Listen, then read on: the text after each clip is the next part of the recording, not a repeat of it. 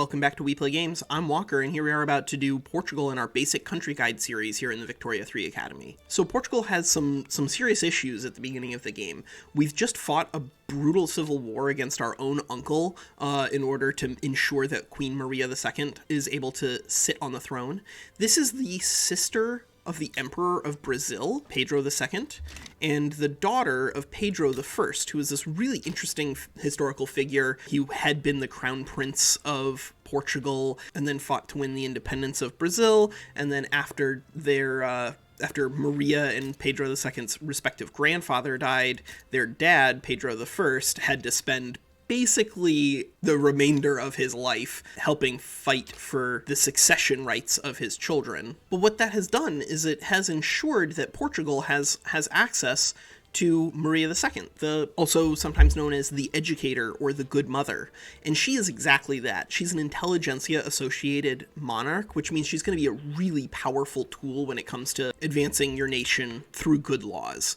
Because having an intelligentsia monarch means that you're going to have a whole lot of extra legitimacy tied up simply in having the intelligentsia in your government, which is going to be really great for you. So in our government, aside from our very, very powerful queen, you should note that we do start with a powerful landowner, which means, of course, you're going to want to use corn laws. Corn laws just requires you have control over your own market, so you can't be in the customs union with Great Britain. That's going to cause this journal entry right here to pop up. And then eventually we're going to get on pulse a new leader for our landowner who's going to have the market liberal personal ideology, which means they'll be in favor of switching over to laissez-faire. But you're not just going to get that value out of your landowner. You also want to make sure that you set yourself up for success with the other laws that you start with. So you start with serfdom abolished and slavery banned. That's pretty good. Unfortunately, you start in cultural exclusion, freedom of conscience, and migration controls. So you need to remove a part of this Jenga tower. My recommendation, because you do have an intelligentsia queen, is to just target multiculturalism, which is only going to require you to go down to egalitarianism. And so you can get there relatively easily by going empiricism into egalitarianism. If you get into egalitarianism, not only is that going to allow you to switch into multiculturalism, but it's also going to let you switch out of land-based taxation and into proportional. So you could do land-based into per capita. That's usually what you want to do with most countries, but if you're that close to egalitarianism, which Portugal is, then you might as well just hold out for proportional. It's going to be way stronger for your SOL as well as long-term for your money. And for that matter, short-term for your money, right? You can see plus 15, plus 20. Proportional taxation is just really good. And if you can get into it as Portugal, your budget will thank you. In terms of your other laws, they're not bad, right? You have appointed bureaucrats. You also start with a lot of institutions, colonial affairs, education, law enforcement, and health system, which is really cool. Like, you have a lot of development already as Portugal, and the issues that you have in your government are relatively easy to solve. We just did our video on the Netherlands, so of course now we're going to follow it up by conquering Transvaal from the other direction. I think generally speaking, expanding into this area is going to be enormously profitable for almost everybody, and so if you have the ability to do so, then do so, is my recommendation. Yep, and there we go. We got a modern conservative. So we will get a new leader, and the new leader is going to be this market liberal ideology, which of course is going to allow us to go ahead and switch into laissez-faire. Transvaal back down. Yeah, that'll do it. We desperately need these coal mines. 104 and 60 is gonna go again. Oh, there we go. Orange back down. And then we will send our troops yet again down to take Zululand. We don't really even have to do anything in regards to making the British happier with us, because we are Portugal, right?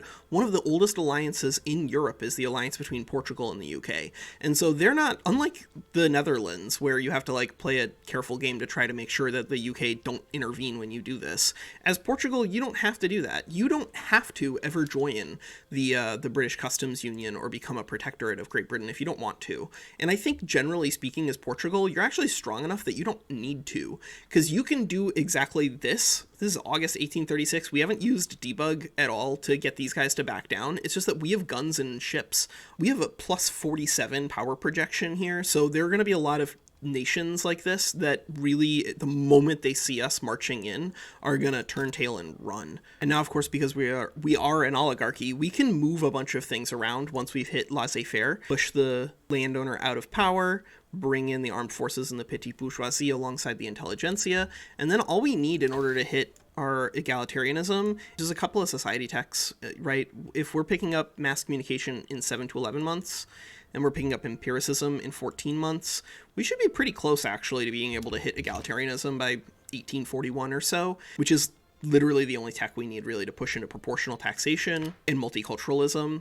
And once you hit proportional taxation and multiculturalism as Portugal, really you're off to the races. There's not going to be a lot that's going to be able to stop you. So outside of your wars to take control of these Boer republics down here, Portugal should really just focus on trying to do its best to avoid fighting against France or any of the other great powers, at least along a land border. So it might be tempting to invade Zanzibar, but realistically, it's probably going to be more useful for you to like expand into India or potentially into Southeast Asia or Indonesia. Because again, you do have a 15 stack that can transport a 10 stack of troops, which you could easily bring up to a 15 by just adding a couple of barracks in the home counties.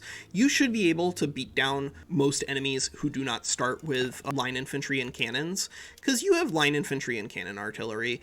You are missing mobile artillery, and so your start is not going to be as breakneck as, for instance, the Netherlands, but that's okay. You don't need it to be as breakneck just for you to get ahead, because all you really need is a little bit of expansion. You can even incorporate Transvaal in 5 years, and same with Vrystaat you can incorporate in 5 years because of the Boer culture sharing the heritage cultural trait with Portugal. And on that note, if you're looking for more pops, if you can convince the United States and Brazil that you aren't a threat, then expanding in South America can also be very useful. Like colonizing Patagonia is just very, very powerful for Portugal. You have a lot of different ways that you can expand as Portugal, including moving into Qing, but you do need to be careful about when you attack Qing because they are going to be a lot stronger than you. So yeah, I'll leave you on that. If you want to join a customs union with Great Britain, they almost always will accept you into it. I just think that generally speaking as Portugal, you kind of don't need it because they're not going to get in your way. And because you don't need to worry about the UK stopping you from doing a lot of your expansion, you don't need to be subservient to them. And therefore you are free to pursue your own imperial ambition while still enjoying the protection of one of the strongest, if not the strongest nations in the game.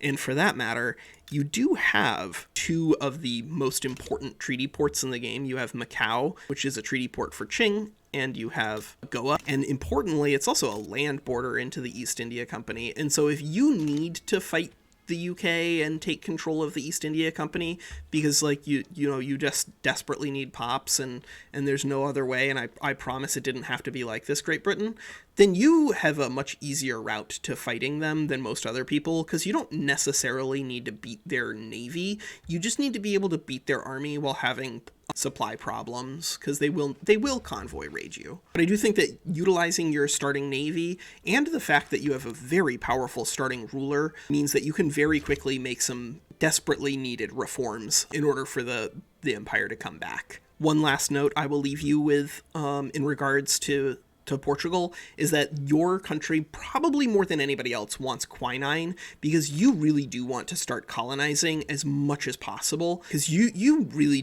desperately need pops, and you need incorporated pops at that.